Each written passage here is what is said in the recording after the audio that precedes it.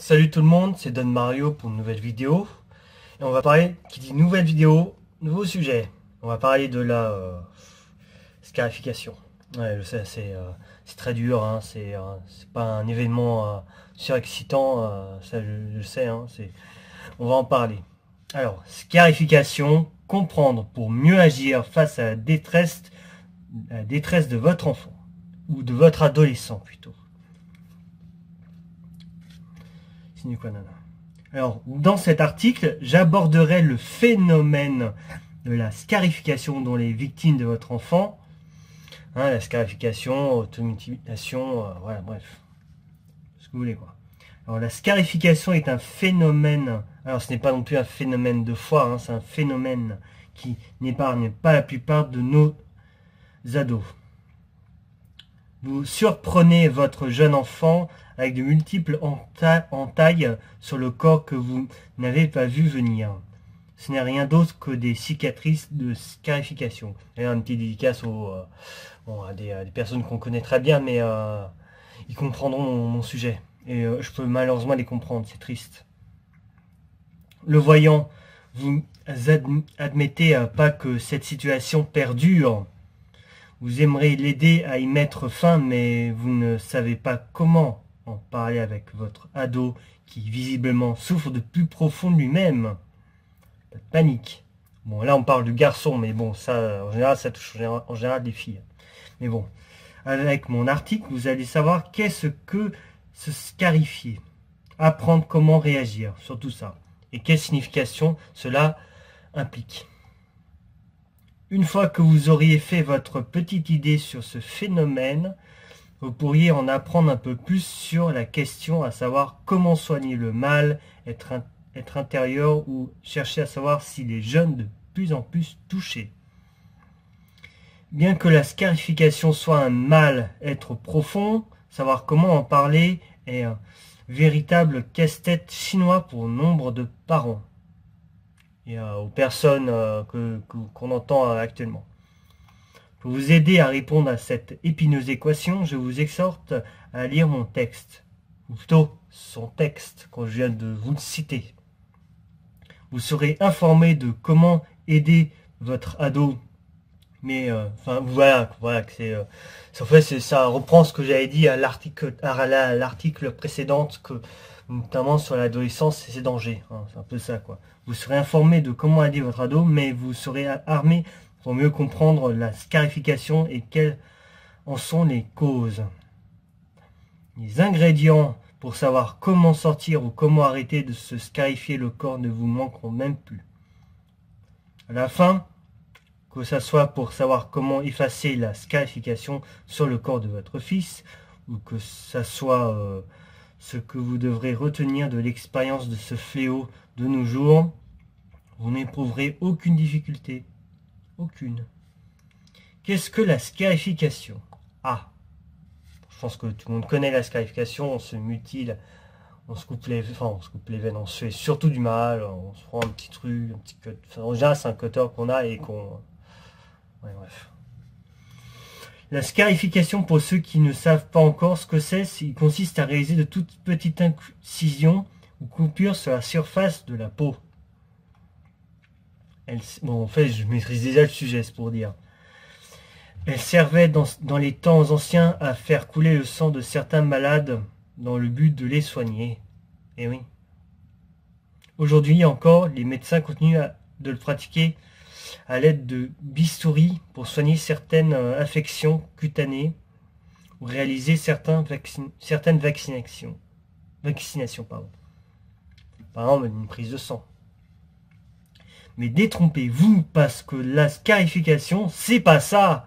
La scarification ne se réalise pas seulement pour soigner, comme je viens de vous le dire. Elle est aussi un geste d'automutilation. Servent essentiellement à se punir. Et oui, très important.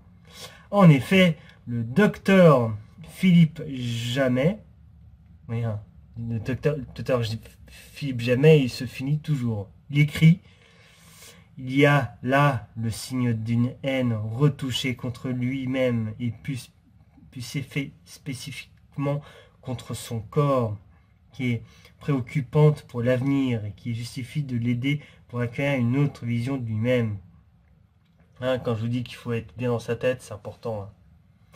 Donc là, alors, la scarification, comment réagir et quelle signification. Alors, en tant que parent, vous devez savoir que votre ado qui se scarifie est dans une sorte de paradoxe. Étonnant. Le fait en cachette. Ah, non, moins. Beaucoup moins. C'est paradoxal et encore. C'est parce qu'il se cache. Le fait de cacher tout en essayant de ne pas faire voir ses marques, cela sans même s'en rendre compte lui-même. Parfois, il le montre sous forme de gros bandages sans plus. Votre fils qui arrive de tels comportements a envie qu'on ne le reconnaisse dans sa souffrance. Pour lui, c'est un appel à l'aide. Normal. D'ailleurs, je me demande pourquoi les gens se scarifient. Hein, c'est un truc de fou.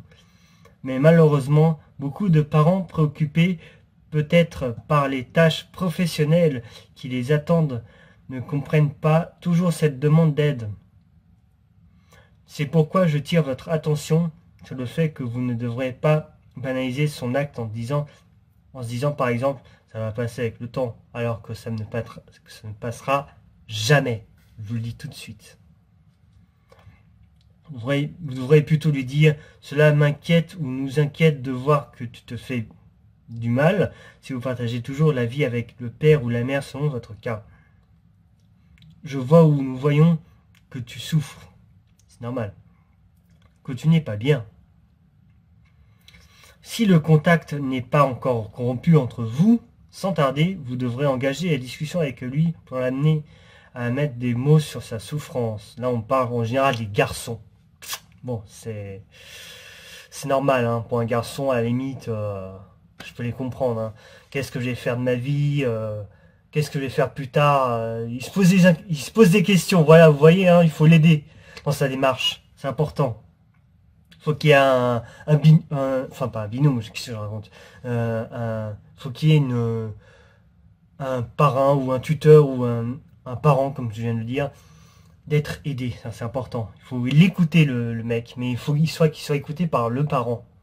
Et oui, puisque c'est le parent qui décide un peu. Quand on est ado, c'est surtout ça.